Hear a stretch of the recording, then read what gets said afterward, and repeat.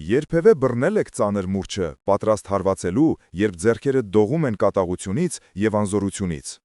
Գևորգը կանգնած էր իր հոր կյանքի գործի բեկորների վրա, իսկ կոկորդում սեղմվում էր արյան համը։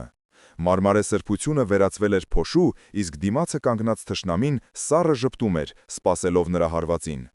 Մի սխալ շարժում, և Սուրբ Խաչքարի փախարեն այսօր արյուն կհեղվեր։ Նա պետք է ընտրեր՝ դառնալ մարդասպան, թե գտնել մի ուժ, որն ավելի սուր է և ավելի հատու, քան ցանկացած երկաթյա զենք։ Շատերը կարծում են, թե քրիստոնեական խոնարհությունը թուլություն է, բայց այս պատմությունը հիմնահատակ կփշրի այդ կարծրատիպը։ Դուք կտեսնեք մի անողոք պայքար, որտեղ հաղթանակը գալիս է այնտեղից, որտեղ ոչ ոք չէր սպասում։ Ամենացնցողը այն է, թե ի վերջո ինչ արեց վարպետը կոտրված քարի բեկորների հետ։ Դա մի քայլ էր, որը ստիպեց անգամ ամենադաժան սրտերին քարանալ զարմանքից և փոխեց ամեն ինչ։ Պատրաստ եք տեսնելու անհնարինը։ Բաժանորդագրվեք հենց հիմա, սեղմեք զանգակը և մեկնաբանություններում գրեք ձեր քաղաքի անունը, տեսնենք, թե աշխարհի որ ծայրից ենք հետևում այս հրաշքին։ Արարատյան դաշտի տապը խեղդում էր Գևորգի կոկորդը, սակայն ավելի խեղդող էր այն փոշին, որը ամպի պես կախվել էր նրա հինավուրց արհեստանոցի վրա, երբ դրսում աշխատող հսկայական տեխնիկան հերթական անգամ հարվածեց հողին և ցնցեց շինության հիմքերը։ 50 տարեկան վարպետը, որի ձեռքերը պատված էին քարի սպիտակ փոշով և տարիների կոշտուկներով, ամուր սեղմեց ուրակը, որպեսզի այն դուրս չսահի քրտնած ափերից, և նայեց իր առջև կանգնած կիսավարդ Խաչքարին, որի վրա նա փորագրում էր հավերժության նշանը։ Դրսից լսվող մետաղի և քարի բախման սարսափելի ձայնը կարծես սղոցում էր նրա նյարդերը, և նա զգում էր, թե ինչպես է զարկերակը խփում քունքերին, երբ առաստաղից մի մեծ ծեփամածիկի կտոր պոկվեց և ընկավ ուղիղ սուրբ սեղանի մոտ դրված մոմակալի կողքին։ Անկյունում կանգնած Մարիամը, որը 38 տարեկան էր և միշտ փորձում էր խաղաղություն պահպանել այս քաոսի մեջ, վախեցած ճիչ արձակեց և գրկեց կրծքին սեղմած հին ավետարանը, կարծես այն վահան լիներ փլուզվող աշխարհի դեմ։ Գևորգը չհասցրեց անգամ շրջվել և հանգստացնել նրան, երբ արհեստանոցի ծանր փայտե դուռը աղմուկով բացվեց, և ներս ընկավ Կարենը, 35 տարեկան երիտասարդ օգնականը, որի աչքերը վառվում էին կատաղությունից, իսկ շնչառությունը կծկտուր էր վազքից։ Կարենը մի քայլով հասավ վարպետին և բռնեց նրա ուսից, մատները խրելով Գևորգի մաշված վերնաշապիկի մեջ, և գոռաց այնպես, որ նրա ձայնը խլացրեց անգամ դրսի տրակտորի աղմուկը։ Նա ասաց, որ Տիգրանի մարդիկ արդեն քանդել են հարևան ցանկապատը և հիմա չափագրում են հենց արհեստանոցի մուտքի մոտ գտնվող տարածքը, որտեղ դրված են դարավոր տուֆե քարերը։ Գևորգը զգաց, թե ինչպես է արյունը սառչում երակներում, քանի որ այդ քարերը պարզապես շինանյութ չէին, այլ նրա պապերի հիշատակը, որոնք նա պահում էր հատուկ պատվերի համար։ Առանց մի բառ ասելու, վարպետը ցած դրեց գործիքները սեղանին այնպիսի ուժով, որ մետաղը զնգաց, և շարժվեց դեպի դուրս, իր հետևից տանելով փոշու մի ալիք։ Մարիամը փորձեց կանգնեցնել նրան, բռնելով թևից և աղերսելով, որ նա չգնա,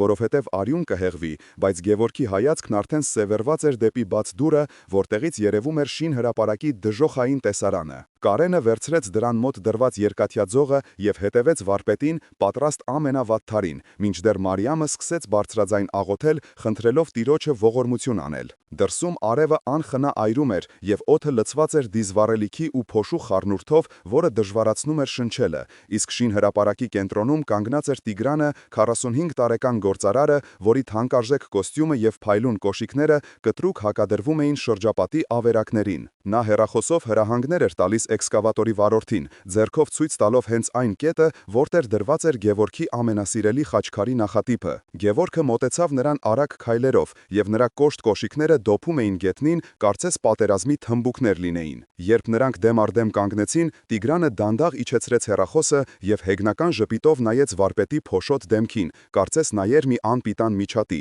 Գևորգը պահանջեց անմիջապես դադարեցնել աշխատանքները և հեռացնել տեխնիկան սրբազան քարերից, բայց Տիգրանը միայն ծիծաղեց և պատասխանեց, որ այս հողն արդեն գնված է։ Եվ հին քարերը ոչ մեկին պետք չեն նոր հյուրանոցի կողքին։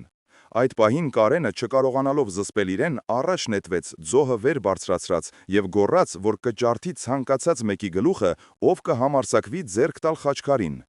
Իրավիճակը հասավ գագաթնակետին, երբ Տիգրանի թիկնապահները, որոնք մինչ այդ աննկատ կանգնած էին մեքենայի հետևում, առաջ եկան և փակեցին իրենց տիրոջը, ձեռքերը տանելով դեպի գոտկատեղերը, որտեղ երևում էին զենքի պատյանները։ Գևորգը հասկացավ, որ մի սխալ շարժում եւ այս սուրբ հողը կներկվի արյամբ, բայց նրա ներսում եռացող արդար ցասումը պահանջում էր գործողություն։ Նա բռնեց Կարենի ձեռքը, որը դողում էր լարվածությունից, եւ փորձեց ետ քաշել նրան, բայց երիտասարդը քարացել էր տեղում, աչքերը հառած Տիգրանի դեմքին։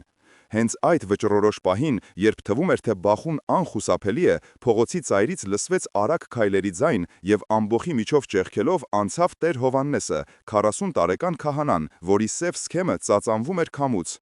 Նա կանգնեց ուղիղ երկու կողմերի մեջտեղում, խաչը պահելով վեր, եւ նրա ձայնը որոտաց այնպիսի ուժգնությամբ, որ անգամ շինարարները անջատեցին շարժիչները։ Քահանան նայեց Գևորգին, ապա Տիգրանին եւ հարցրեց, թե արդյոք նրանք պատրաստվում են Քրիստոսի տունը կառուցել եղբայրասպանության հիմքի վրա։ Լռությունը, որ տիրեց շինհրապարակում, ավելի ծանր էր, քան նախորդող աղմուկը, եւ բոլորի հայացքներն ուղղվեցին Տեր Հորը, ով շնչակտուր էր եղել վասքից։ Գևորգը զգաց, թե ինչպես են իր բռունցքները թուլանում, բայց սիրտը դեռ բաբախում էր վրեժի ծարավով, երբ տեսավ, թե ինչպես է Տիգրանը արհարմարանքով թափ տալիս կոստյումի վրայի փոշին եւ շրջվում դեպի մեքենան։ Տեր Հովհաննեսը մոտեցավ Գևորգին, ձեռքը դրեց նրա դողացող ուսին եւ ցածր ձայնով, որպեսի միայն նա լսի, հիշեցրեց Հիսուսի խոսքերը սիրո եւ ներման մասին։ Սակայն Գևորգի հոգում փոթորիկ էր, նա նայեց կիսավեր ցանկապատին, իր վախեցած աշակերտին եւ հասկացավ, որ Աստծո խոսքը հիմա թվում է ամենադժվար բանը աշխարհում, երբ թշնամին կանգնած է դարպասի մոտ։ Նա նայեց քահանայի աչքերին եւ հարցրեց, թե ինչպես կարելի է սիրել նրան, ով եկել է գողանալու, սպանելու եւ կործանելու։ Բայց պատասխանի փոխարեն լսվեց էքսկավատորի շարժիչի նորից միացվող հզոր դղրդյունը, որը ազդարարում էր պայքարի միայն սկիզբը։ Երեկոյան խավարը դանդաղորեն իջավ Գևորգի տան վրա, սակայն այն չկարողացավ ծածկել այն ծանր լարվածությունը, որը թանձրացել էր հյուրասենյակում եւ կախվել ընթրիքի սեղանի վրա, որտեղ տաք ճաշը վաղուց արդեն սառել էր եւ կորցրել իր բույրը։ Գևորգը նստած էր սեղանի գլխին, ձեռքերը հենած սպիտակ սփռոցին եւ նայում էր իր առջև դրված հացին, որը նրան թվում էր քարի պես կարծր ու անհասանելի։ Մինչդեռ նրա կողքին նստած կինը, Անահիտը, անհանգիստ հայացքով հետևում էր ամուսնու յուրաքանչյուր շարժմանը, վախենալով խախտել լռությունը։ Սենյակի մյուս ծայրում ետ ու առաջ էր քայլում Գևորգի կրտսեր եղբայրը, 40-ամյա Լևոնը, որի կոստյումի փողկապը թուլացված էր, իսկ դեմքի մկանները ձգված էին զայրույթից, եւ նրա կոշիկների ձայնը մանրահատակի վրա հնչում էր որպես ժամացույցի տկտկոց, որը հաշվում էր պայթյունին մնացած վայրկյանները։ Լևոնը հանկարծ կանգ առավ սեղանի մոտ, ձեռքը ուժգին խփեց փայտե մակերեսին, այնպես որ ափսեները զնգացին, եւ նրա ձայնը դուրս պրծավ կոկորդից խզված ու չարացած, երբ նա հայտարարեց, որ այսպես շարունակել անհնար է, եւ որ Տիգրանի նման մարդկանց հետ պետք է խոսել միայն ուժի լեզվով։ Նա պնդում էր, որ արդեն պայմանավորվել է քաղաքի լավագույն փաստաբանների հետ եւ անգամ գտել է մարդկանց, ովքեր կարող են ոչ պաշտոնական ճանապարհով բացատրել շինարարին, որ նա սխալ տեղ է մտել եւ որ իրենց ընտանիքը պատրաստ է պատերազմի, եթե դրա կարիքը լինի։ Գևորգը դանդաղ բարձրացրեց հայացքը եւ նայեց եղբորը, տեսնելով նրա աչքերում այն նույն կրակը, որը տեսել էր առավոտյան Կարենի աչքերում, եւ զգաց, թե ինչպես է սիրտը ծանրանում մի անասելի բեռի տակ, որը նրան տվել էր Տեր Հովհաննեսը։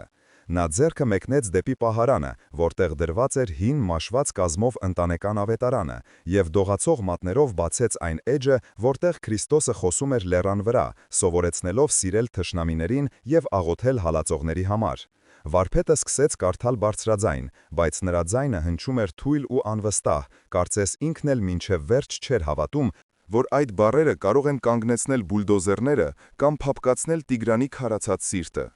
Նա կարդում էր այն մասին, որ եթե սիրեք միայն նրանց, ովքեր ձեզ են սիրում, ապա ինչ վարձ կունենաք, եւ որ կատարյալ լինելու համար պետք է նմանվել երկնային Հորը, ով իր արևը ձագեցնում է թե չարերի, թե բարիների վրա։ Սակայն Աստծո խոսքը փոխանակ խաղաղություն բերելու, կարծես բենզին լցրեց Լևոնի զայրույթի կրակի վրա, եւ կրտսեր եղբայրը կտրուկ խլեց գիրքը Գևորգի ձեռքից, գրեթե պատռելով էջը, եւ գոռաց, որ հիմա քարոզների ժամանակը չէ։ Լևոնի դեմքը կարմրել էր, եւ նա մատը տնկեց դեպի պատուհանը, որի հետևում երևում էին շինհրապարակի լույսերը, եւ հարցրեց եղբորը, թե արդյոք նա իսկապես հավատում է, որ Տիգրանը կկարդա այդ տողերը եւ կզղջա։ Նա մեղադրեց Գևորգին թուլամորթության մեջ, ասելով, որ Քրիստոսի խոսքերը սխալ են մեկնաբանվում, եւ որ իրական քրիստոնյան պետք է պաշտպանի իր տունն ու սրբությունը սրով, եթե հարկ լինի, այլ ոչ թե գլուխ խոնարհի գողի առաջ։ Անահիտը, տեսնելով եղբայրների միջև աճող անդունդը, վեր կացավ տեղից եւ փորձեց հանգստացնել Լևոնին, բռնելով նրա թևից եւ հիշեցնելով, որ նրանք մի արյուն են։ Բայց Լևոնը թափ տվեց ձեռքը եւ հայտարարեց, որ եթե Գևորգը որոշել է լինել զոհ, ապա ինքը չի պատրաստվում նույնը անել։ Նա ասաց, որ վաղը առավոտյան իր մարդիկ կլինեն Շին հրապարակում եւ նրանք կխոսեն Տիգրանի հետ այնպես, ինչպես նա արժանի է, անկախ նրանից Գևորգը համաձայն է, թե ոչ։ Սենյակում տիրեց ծանր լռություն, որը խախտվում էր միայն Անահիտի հեկեկոցով, իսկ Գևորգը նայում էր սեղանին դրված բաց ավետարանին եւ զգում, որ ընտանիքը, որը միշտ եղել է իր ամրոցը, հիմա փլուզվում է հենց այն փորձության պատճառով, որը պետք է միավորեր նրանց։ Գիշերվա կեսին, երբ Լևոնը վաղուց հեռացել էր, շրխկացնելով դուռը եւ Անահիտը գնացել էր ննջարան, աչքերը սրբելով, Գևորգը դեռ նստած էր մոմի լույսի տակ եւ նայում էր Քրիստոսի պատկերին, որը կախված էր պատից։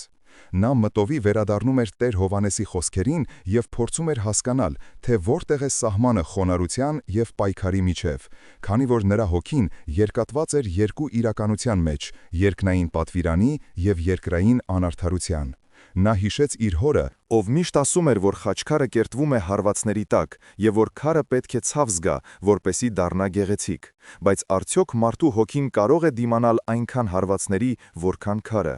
Գևորգը վեր կացավ, մոտեցավ պատուհանին եւ նայեց դուրս, որտեղ խավարի մեջ ուրվագծվում էր իր արհեստանոցի ստվերը, եւ հասկացավ, որ վաղվա օրը բերելու է ոչ միայն Տիգրանի հետ պայքարը, այլև պայքար հարազատ եղբոր դեմ, ով ընտրել էր վրեժի ճանապարհը։ Նա զգաց մի սարսափելի մենակություն, որը պատում է մարդում, երբ նա որոշում է քայլել նեղ ճանապարհով, եւ այդ պահին նա արեց միակ բանը, որ կարող էր, ծնկի իջավ սառը հատակին եւ սկսեց աղոթել ոչ թե հաղթանակի, այլ իմաստության համար, որպեսի կարողանա տարբերել Աստծո կամքը սեփական հպարտությունից։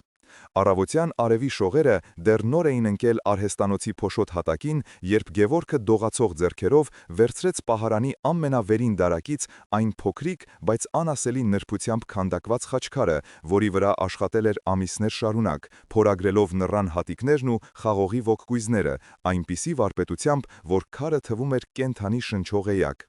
Նա սրբեց տուֆի վրայի անտեսանելի փոշին իր վերնաշապիկի թևով, խորը շունչ քաշեց, փորձելով հանդարտեցնել սրտի խելահեղ բաբախյունը, եւ շրջվեց դեպի դուռը, որտեղ կանգնած էր Լևոնը, ձեռքերը կրծքին խաչած եւ դեմքին մի արհամարհական ծամածռություն, որն ավելի ցավոտ էր, քան ցանկացած հարված։ Կրտսեր եղբայրը, տեսնելով Գևորգի ձեռքի նվերը, քմծիծաղ տվեց եւ դառնությամբ հարցրեց, թե արդյոք վարպետը որոշել է խայտառակել իրենց տոհմը, գնալով եւ աղերսելով թշնամուն մի կտոր քարի համար։ Բայց Գևորգը չպատասխանեց, միայն հայացքը ուղղեց դեպի Քրիստոսի խաչը եւ դուրս եկավ բակ, որտեղ շինարարական աղմուկն արդեն սկսել էր խլացնել առավոտյան թռչունների երգը։ Մարիամը, որը ջուր էր ցանում բակի չորացած ծաղիկներին, վախեցած նայեց վարպետին, տեսավ նրա գունատ դեմքն ու վճռական քայլվածքը եւ առանց մի բառ ասելու խաչակնքեց նրա հետևից, կարծես նա գնում էր ոչ թե հարևան Շին հրապարակ, այլ առյուծների գուբը, որտեղ նրանց սպասում էր անխուսափելի հոշոտում։ Գևորգը քայլում էր փոշու ամպերի միջով, որոնք բարձրանում էին ծանր բեռնատարների անիվների տակից, եւ յուրաքանչյուր քայլը նրան թվում էր մի դար, քանի որ նրա ներսում պայքարում էին հպարտությունն ու հնազանդությունը, եւ նա ստիպված էր ճնշել իր մեջ ապրող տղամարդկային արժանապատվությունը հանուն այն բարձրագույն սիրո, որի մասին քարոզում էր Տեր Հովհաննեսը։ Երբ նա մոտեցավ Տիգրանի շարժական գրասենյակին, ժամանակակից սառը մետաղից կառուցված մի տնակի, անվտանգության աշխատակիցը կոպտորեն կանգնեցրեց նրան, պահանջելով բացատրություն, եւ Գևորգը ստիպված եղավ խոնարհաբար խնդրել, որ իրեն թույլ տան տեսնել ղեկավարին ընդամենը 1 րոպեով։ Ներսում օթորակիչի սառը օդը հարվածեց նրա քրտնած դեմքին, եւ նա տեսավ Տիգրանին, ով նստած էր լայնասարք սեղանի հետևում եւ խոսում էր հեռախոսով, ոտքերը դրած սեղանին, անգամ չնայելով ներս մտնողին։ Գևորգը կանգնեց դրան մոտ, ձեռքում սեղմած խաչքարը եւ սպասեց այնքան, մինչև Տիգրանը ավարտեց խոսակցությունը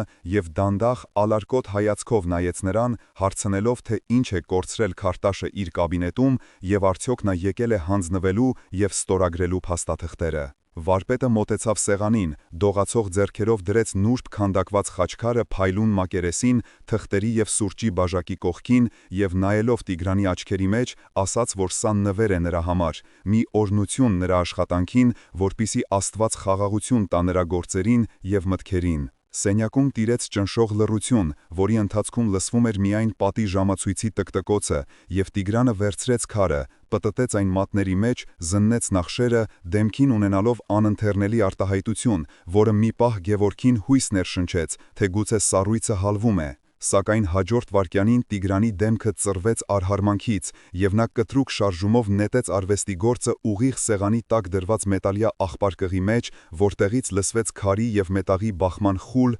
սրտաճմլիկ ձայնը, որը կարծես կոտրեց Գևորգի ողնաշարը։ Տիգրանը ոտքի կանգնեց, հենվեց սեղանին և սառը դաժան ձայնով ասաց, որ իրեն պետք չեն Գևորգի քարերը կամ օրհնությունները, իրեն պետք է միայն հողը, և եթե վարպետը կարծում է, թե կարող է գնել իրեն նման խաղարիքներով, ապա նա ավելի հիմար է, քան թվում էր։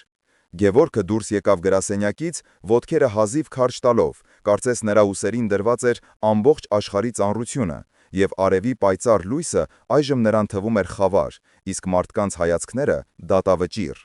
Երբ նա հասավ արհեստանոցի բակ, Լևոնը, ով սպասում էր դարպասի մոտ, ծխախոտը նյարդային քաշելով, նայեց եղբոր դատարկ ձեռքերին և կախված գլխին, և նրա դեմքին հայտնվեց դառը հաղթանակի ժպիտը։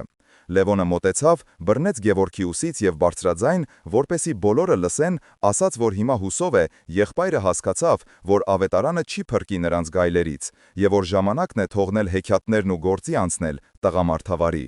Գևորգը ոչինչ չասաց, միայն նստեց կոտրված քարի բեկորի վրա և գլուխը առավ ափերի մեջ, զգալով անասելի դատարկություն, որովհետև նա արել էր այն, ինչ պատվիրել էր Քրիստոսը, բայց փոխանակ խաղաղության ստացել էր ստորացում և ավելի մեծ պառակտում իր ընտանիքում։ Հենց այդ պահին մոտեցավ Տեր Հովհաննեսը, ով լուռ հետևում էր տեսարանին, և նստեց Գևորգի կողքին, չփորձելով մխիթարել սուտ խոսքերով, այլ միայն ցածր ձայնով ասաց, որ ցորենի հատիկը պետք է հողի մեջ ընկնի և մեռնի, որպեսզի պտուղ տա, և որ այսօր Գևորգի հպարտությունն էր, որ մեռավ այդ աղբարկղի մեջ, և դա ամենակարևոր սկիզբն է։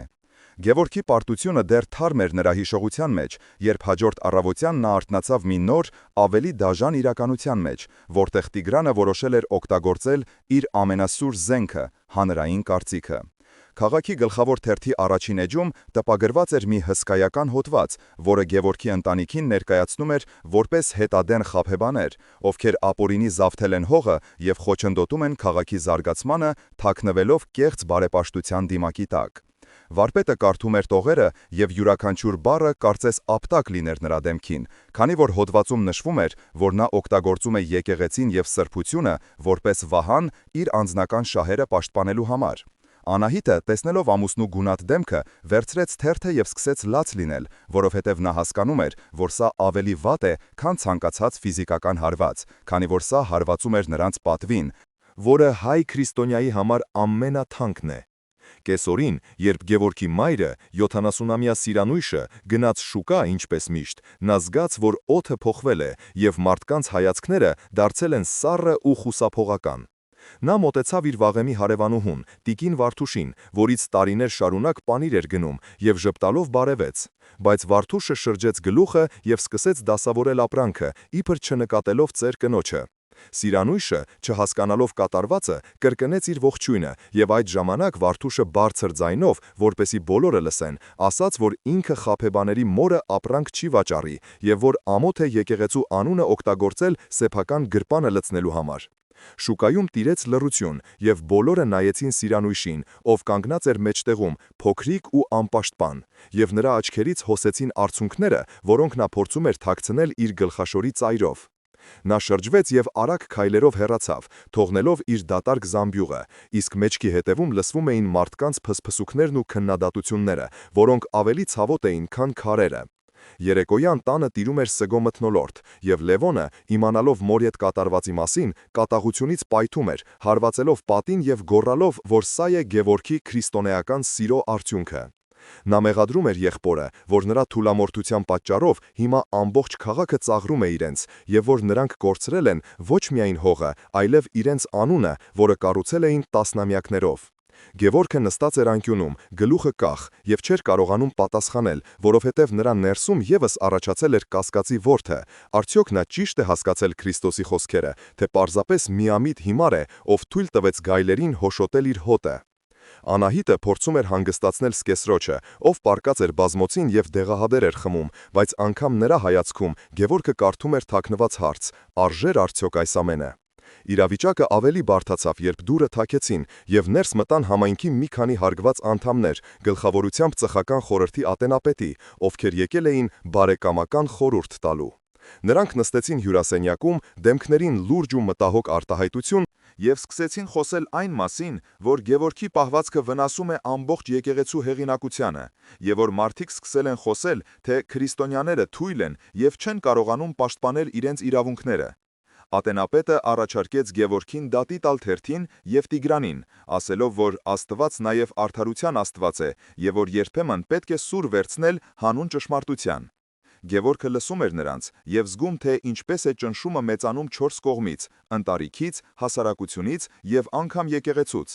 Եվ նա հայտնվել էր մի փակ ուղում, որտեղ Քրիստոսի խոսքերը թվում էին անհնարին եւ անիրականանալի այս դաժան աշխարհում։ Նա նայեց Տեր Հովանեսին, ով նստած էր լուռ եւ աղոթում էր, եւ հասկացավ, որ հիմա նա մենակ է իր ընտրության մեջ, կանգնած անդունդի եզրին, որտեղ մի քայլը կարող է տանել կործանման, իսկ մյուսը դեպի անհայտություն։ Արևը դեռ չէր հասցրել բարձրանալ լեռների հետևից, երբ Գևորգը, հոգեպես եւ ֆիզիկապես սպառված, հասավ հինավուրց Գեղարդավանքի դարպասներին, որտեղ դարեր շարունակ քարերը պահել էին ճխնավորների աղոթքներն ու արցունքները։ Նա փախել էր քաղաքի աղմուկից, Տիգրանի սպառնալիքներից, հարևանների դատապարտող հայացքներից եւ անգամ իր ընտանիքի հարցականներից, փնտրելով մի անկյուն, որտեղ կարող էր լռեցնել իր գլխում պտտվող քաոսը։ Վարպետը նստեց վանքի բակի մի հին, մամրակալած քարի վրա, գլուխը հենելով սառը պատին եւ փակեց աչքերը, զգալով միայն դատարկություն, որովհետեւ բառերն այլևս չէին գալիս եւ աղոթքը մնացել էր կոկորթում խեղդված։ Նա մտածում էր, որ գուցե ինքը սխալ է հասկացել ամեն ինչ, գուցե Քրիստոսի խոսքերը նախատեսված են միայն սրբերի համար, իսկ ինքը, հասարակ մեղավորը, պարզապես փորձում է թռչել առանց թևերի, ընկնելով անդունդը։ Լռության մեջ լսվում էր միայն քամու սուլոցը ժայռերի արանքում եւ հեռվից եկող գետի խուլ ձայնը, որը կարծես ժամանակի անverջ հոսքը լիներ, որը տանում էր իր հետ մարդկային բոլոր տառապանքները։ Հանկարծ Գևորգի ուշադրությունը գրավեց մի տեսարան, որը սկզբում թվաց աննշան, բայց հետո դարձավ այն կայծը, որը պայթեցրեց նրա հոգու խավարը։ Մի խումբ չարաճճի տղաներ, որոնք խաղում էին բակում, քարեր էին նետում մի թափառական շան վրա, որը վախեցած կծկվել էր անկյունում։ Մի ծեր վանական, սպիտակ մորուքով եւ մաշված սքեմով, դանդաղ մոտեցավ նրանց, բայց փոխանակ բարկանալու կամ քարոզ կարդալու, նա լուռ կռացավ եւ վերցրեց այն քարը, որը քիչ էր մնում դիպչեր կենթանուն։ Տղաները քարացան, սպասելով պատժի, բայց վանականը ժպտաց նրանց, շոյեց քարի կոպիտ մակերեսը եւ դանդաղ քայլերով տարավ այն դեպի վանքի կիսավեր պարիսպը, որտեղ մի մեծ ճեղք էր առաջացել։ Նա խնամքով դրեց քարը այդ ճեղքի մեջ, ամրացրեց այն մի քիչ ցեխով եւ ափով հարթեցրեց, դարձնելով այն պատի մի մասը, որը հիմա ավելի ամուր էր, քան առաջ։ Այդ պահին Գևորգի գլխում կարծես որոտաց մի ձայն, որը ավելի հստակ էր, քան ցանկացած քարոզ։ Սիրել թշնամուտ չի նշանակում թույլ տալ նրան սպանել քեզ, այլ նշանակում է վերցնել նրան նետած քարը եւ դրանով կառուցել քո տունը։ Նա հասկացավ, որ Տիգրանի ատելությունը, նրա հարվածները, հասարակության քննադատությունը, այդ բոլորը էներգիա են, որը կարելի է կամ թողնել, որ քանդի քեզ, կամ ուղղել դեպի արարում։ Քրիստոսը խաչի վրա չէր պայքարում հռոմեացիների դեմ սրով, նա վերցրեց նրանց չարությունը եւ այն վերածեց փրկության գործիքի, մահը դարձնելով կյանքի դուռ։ Գևորգը զգաց, թե ինչպես է մի տաք ալիք բարձրանում սրտից դեպի ուղերը, եւ նրա աչքերը լցվեցին արցունքներով, բայց այս անգամ դրանք ուրախության եւ ազատագրման արցունքներ էին, որովհետեւ նա գտել էր բանալին, որը փնտրում էր ամբողջ կյանքում։ Վարպետը վեր կացավ տեղից, զգալով մի անսովոր թեթևություն, եւ նայեց վանականին, ով շարունակում էր իր գործը, անտեսելով աշխարհի ունայնությունը։ Գևորգը հասկացավ, որ ինքը սխալ էր գործում, փորձելով փափկացնել Տիգրանին նվերներով կամ համոզել նրան խոսքերով, քանի որ դա պարզապես մուրացկանություն էր, ոչ թե սեր։ Իսկական սերը պահանջում է ուժ, վերցնելու հարվածը եւ այն չվերադարձնելու, այլ օգտագործելու այն որպես հիմք նոր ավելի մեծ բան կառուցելու համար։ Նա հիշեց իր արհեստանոցը, իր կոտրված խաչքարը, իր բաժանված ընտանիքը և հասկացավ, որ Տիգրանը իր թշնամին չէ, այլ իր գործիքը, որը Աստված ուղարկել է ստիպելու իրեն կառուցել մի տաճար, որը ոչ ոք չի կարող քանդել։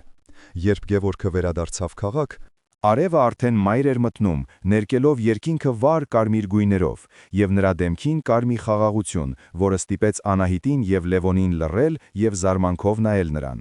Նա չասաց ոչ մի բառ իր բացահայտման մասին, բայց նրա աչքերում այլևս չկար վախ կամ կասկած, այլ կար մի հաստատուն վճռականություն, գործելու այլ կերպ։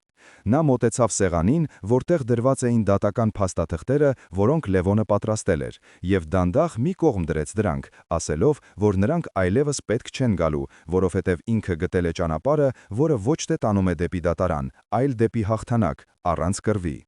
Լևոնը փորձեց առարկել, բայց տեսնելով եղբոր հայացքը, հասկացավ, որ Գևորգը տեսել է մի բան, որը իրեն անհասանելի է, և առաջին անգամ զգաց մի տարօրինակ հարգանք, խառնված վախի հետ, որովհետև նա հասկացավ, որ խաղի կանոնները փոխվել են։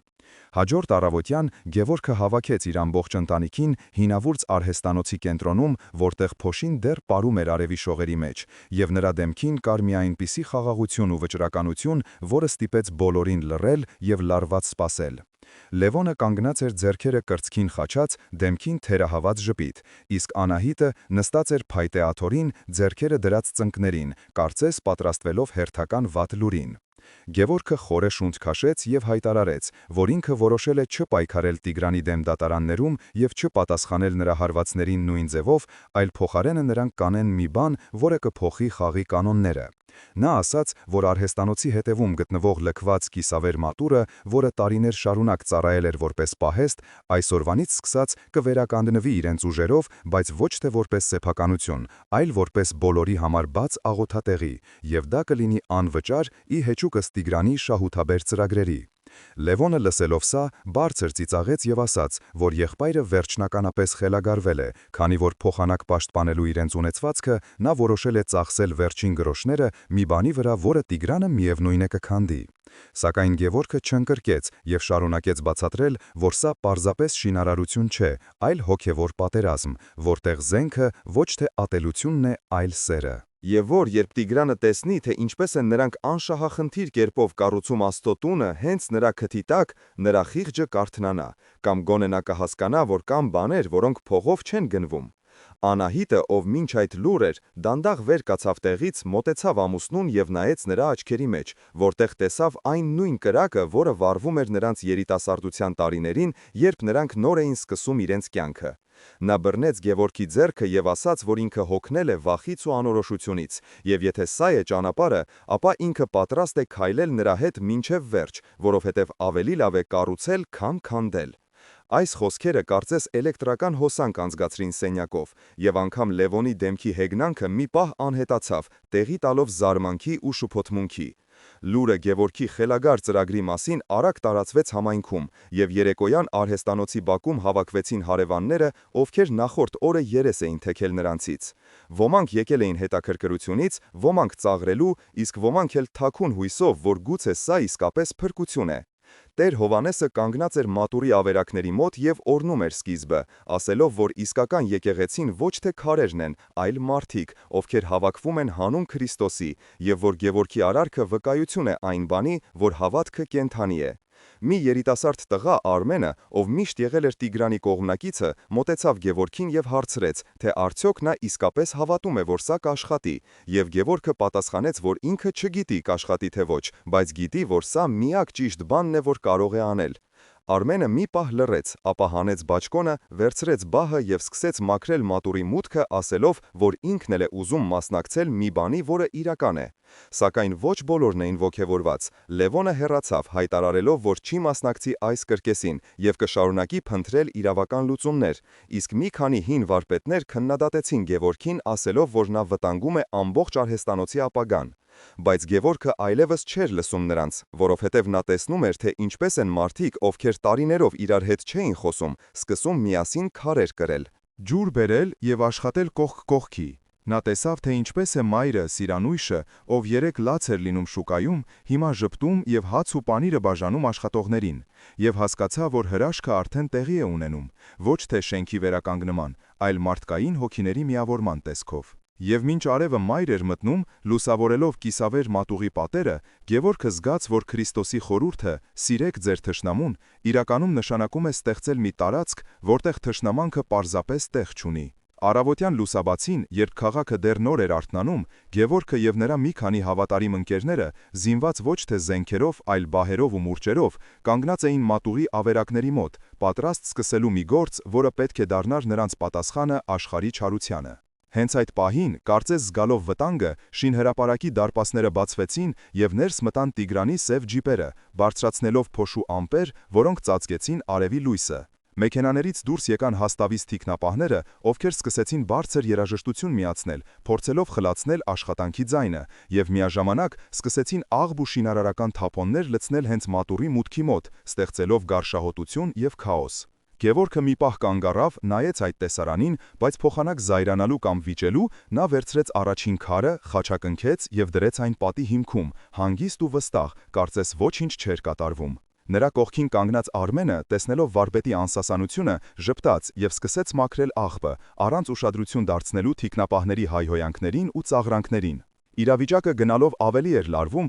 երբ Տիգրանի մարդիկ, տեսնելով, որ իրենց սադրանքները չեն աշխատում, սկսեցին ավելի ագրեսիվ գործել, մոտենալով աշխատողներին և փորձելով հրել նրանց կամ խլել գործիքները։ Սակայն յուրաքանչյուր հրմշտոցին Գևորգը պատասխանում էր լռությամբ և նոր քար դնելով, և այս տեսարանը սկսեց գնավել անցորդների ուշադրությունը, ովքեր կանգնում էին ցանկապատի մոտ և զարմանքով հետևում այս տարօրինակ մարտին։ Հանկարծ ամբոխի միջից դուրս եկավ մի ծեր կին, ձեռքին ջրով լի դույլ և մոտեցավ Գևորգին, առաջարկելով խմել։ Եվ այդ պարզ ժեստը դարձավ բեկումնային պահ, որովհետև մարդիկ սկսեցին հասկանալ, որ այստեղ կատարվում է մի բան, որը վեր է վախից ու շահից։ Մի քանի երիտասարդներ, ովքեր մինչ այդ միայն դիտում էին, ցատկեցին ցանկապատի վրայով և միացան աշխատանքին, ձեռքից ձեռք փոխանցելով քարերը։ Եվ շուտով մատուռի շուրջը եռում էր կյանքը, ի հեչուկս բարձր երաժշտության և սպառնալիքների։ Կեսօրին, երբ արևը կիզիչ էր, Տիգրանը անձամբ եկավ հրապարակ, կատաղած տեսնելով, որ իր ծրագիրը ձախողվում է, և որ մարդիկ, փոխանակ վախենալու, միավորվել են մի գաղափարի շուրջ։ Նա մոտեցավ Գևորգին, ով քրտինքի մեջ կորած շարում էր պատը և գոռաց, որ նա ոչնչացնում է իր բիզնեսը, և որ ինքը կքանդի այս ամենը հենց վաղը։ Գևորգը ուղղեց մեջքը, նայեց Տիգրանի աչքերի մեջ և հանգիստ ձայնով ասաց, որ եթե նա քանդի, իրենք նորից կկառուցեն, և այդպես կշարունակվի այնքան, մինչև Տիգրանը հոգնի քանդելուց, որովհետև սերը ավելի համառ է, քան ատելությունը։ Այս խոսքերը լսելով, Տիգրանը մի պահ քարացավ, կարծես առաջին անգամ տեսավ իր դիմաց ոչ թե թշնամու, այլ մի ուժի, որը հնարավոր չէ կոտրել, և շրջվելով արագ հեռացավ, թողնելով իր մարդկանց շփոթված։ Երեկոյան, երբ աշխատանքը դադարեցվեց, մատուռի պատերը արդեն բարձրացել էին մի քանի շարքով, և մարդիկ, հոգնած բայց երջանիկ, նստել էին խարույկի շուրջ, կիսելով հացն ու ջուրը։ Անահիտը, ով ամբողջ օրը օգնել էր ամուսնուն, գրկեց նրան և ասաց, որ երբեք իրեն այսքան հպարտ չի զգացել, իսկ Լևոնը, ով հեռվից հետևում էր ամեն ինչին, դանդաղ մոտեցավ և լուռ վերցրեց մի քար, դնելով այն պատի վրա, ինչը նշանակում էր, որ նա էլ ընդունում այս նոր ճանապարհը։